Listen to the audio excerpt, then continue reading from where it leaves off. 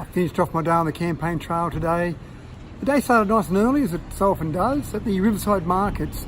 And what I'm finding at more and more of the markets nowadays is that there's only one candidate at the market. Sometimes there's more than one, but most of the markets I go to now, I seem to be the only candidate at the markets. And the riverside markets was another example of that this morning. I was the only candidate there at the markets.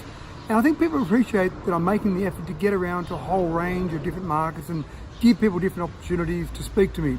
The topics that came up this morning during the discussions I had with a range of people that came along and said hello were around TAFE. That's certainly a big issue. Education in general, but TAFE specifically is an issue that's really important to people because TAFE is such a great history in this state of providing education to people, free education to people or minimal cost education. And a lot of people aren't happy about the current model that we have for TAFE. So people are keen to see that change. Water came up again today. Water is a very big issue, obviously. And there's some discussion around the Murray-Darling Basin. And look, not everyone agreed with where I was headed with the Murray-Darling Basin. I certainly believe there needs to be a Royal Commission, a federal Royal Commission preferably, into the Murray-Darling Basin. We've seen with the South Australian Royal Commission there have been a whole range of issues of mismanagement. And I think if there's no issues with what's happened with the Murray-Darling Basin and New South Wales, then a Royal Commission will spend a bit of money but find nothing's wrong. But I suspect we'll find there are some issues with what's happened across all of the 4 states involved with the Murray-Darling Basin, which is why I'd like to see that Federal Royal Commission and certainly some compliance around that.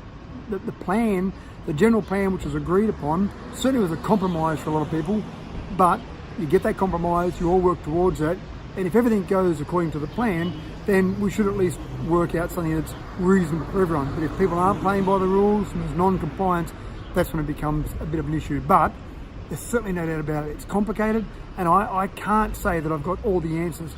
I've been listening to a lot of people with a lot of different backgrounds and a lot of different expertise.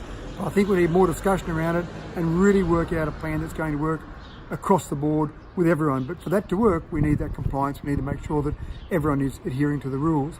Again, a lot of good discussions around just disillusionment with the major parties, disappointment with the major parties and the approach to things.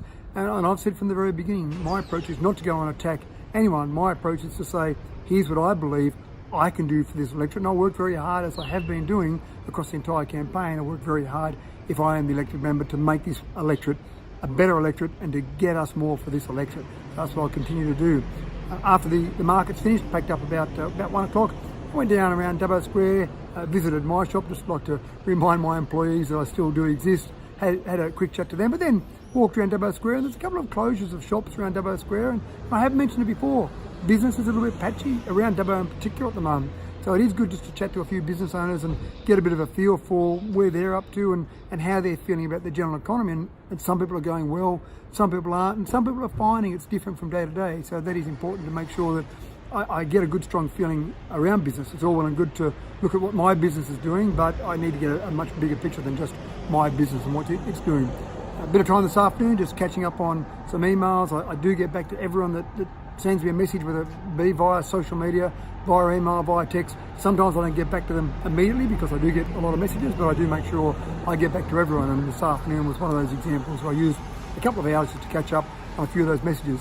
I'm about to drive over to Mudgee now, stay at my parents-in-law place over in Mudgee, because the Mudgee Chamber of Commerce has got a forum tomorrow morning, a candidates forum tomorrow morning. So I thought rather than drive over tomorrow morning, it would make more sense to drive over tonight. And I'm looking forward to that forum. Hopefully as many people as possible can come along. The last forum we had, candidates forum we had, was the NRM but Nats forum held in Mudgee on Friday night a week ago, and that was great. There were probably 100 people who attended that, and I love those opportunities to hear what people have got to say, to take questions from the audience and really represent what I can do in a positive nature for this electorate.